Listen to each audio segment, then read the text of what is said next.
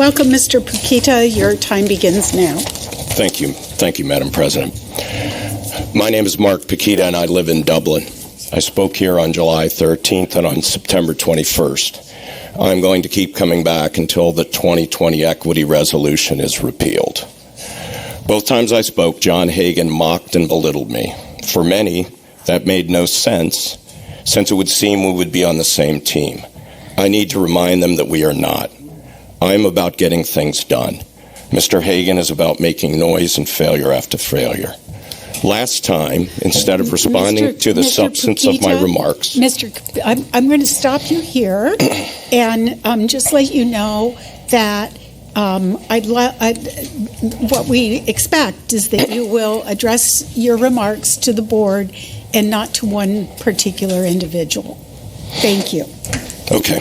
Last time, instead of responding to the substance of my remarks, tried to demean me by asking if I would embark on a career as a comedian.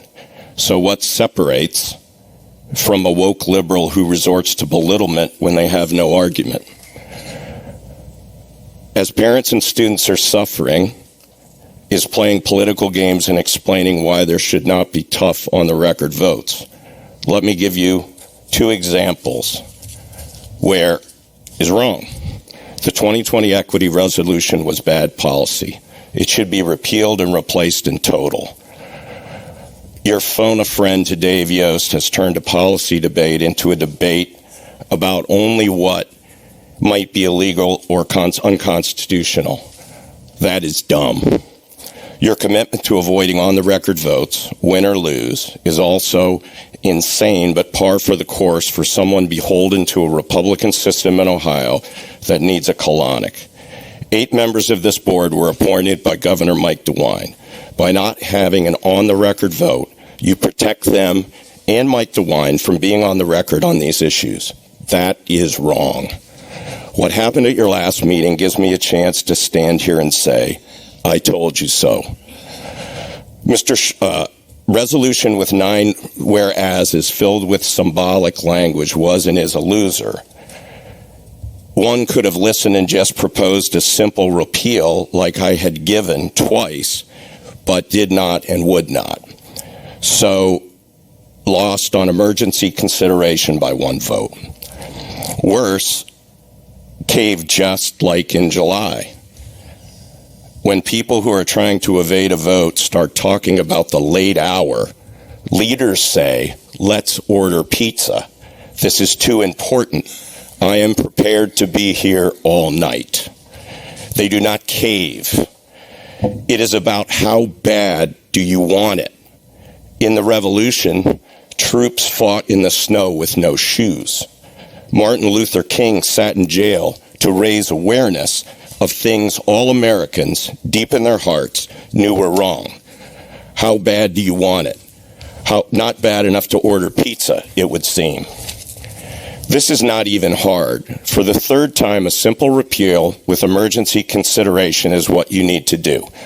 And when people cry and moan that leaves nothing in place, say, exactly.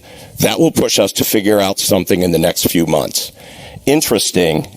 Interestingly, in June of 2021, the Florida State School Board acted on these topics, not with a woke equity resolution, but with a passed resolution that forbid teaching of theories that distorted historical events. It gave examples in the resolution. Examples of theories that distort historical events and are inconsistent with state board-approved standards include the denial or minimization of the Holocaust and the teaching of critical race theory, meaning the theory that racism is not merely the product of prejudice, but that racism is embedded in American society and its legal systems in order to uphold the supremacy of white persons. Step 1 is to repeal the current equity resolution simply, to force an on-the-record vote. Step 2 is to do something new.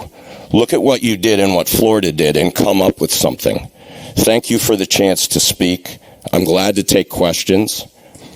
Let's see if I can address substance or goes to belittling me for a 3rd time. Thank you. Are there any questions from board members? All right? Clearly a decision made Thank- altogether. Thank you, sir.